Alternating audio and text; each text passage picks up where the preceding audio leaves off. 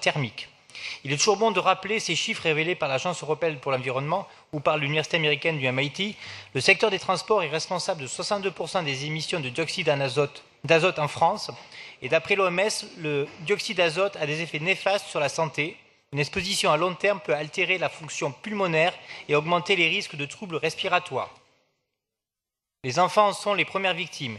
En plus des effets sur la santé, les conséquences environnementales du dioxyde d'azote sont désastreuses. Il contribue par exemple au contact d'autres polluants à l'acidification des sols et la destruction des forêts. La mise en place des vignettes critères sur laquelle je vais revenir tout à l'heure, les objectifs d'éradiquer au long cours les voitures trop polluantes de notre ville, de notre métropole, ne peut pas passer sans l'encouragement de la voiture électrique telle qu'on va le faire ici.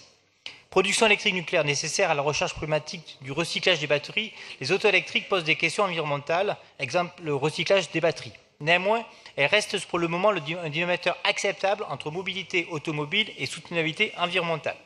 Les écologistes l'ont maintes fois répété dans cet hémicycle, nous ne soutenions pas Autolib dans la forme choisie, celle qui a mené... C'est fatigant.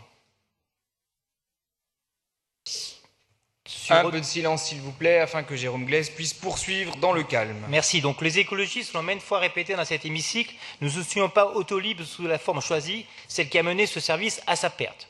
Cependant, quand les autos ont disparu, les places allouées au service, elles, sont bien restées. Plutôt que de rendre aux voitures les plus polluantes, notre groupe a soutenu l'opportunité, comme ici, de faire en sorte que ces places soient toujours profitables à ceux qui roulent avec des véhicules électriques. Ainsi, nous avons soutenu l'intégration des anciennes places Autolib au dispositif Bélib.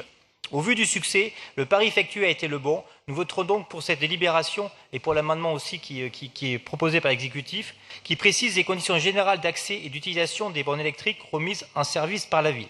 Nous espérons que l'instauration de la carte de recharge véhicule pro permettra non pas seulement aux taxis ou VTC mentionnés de décarboner leur pack, mais également aux petits et moyens commerçants artisans pour qui la voiture est également nécessaire, exemple les plombiers qui circulent beaucoup dans nos villes, dans leur usage quotidien. Je vous remercie de votre attention pour ceux qui ont écouté. Merci, monsieur.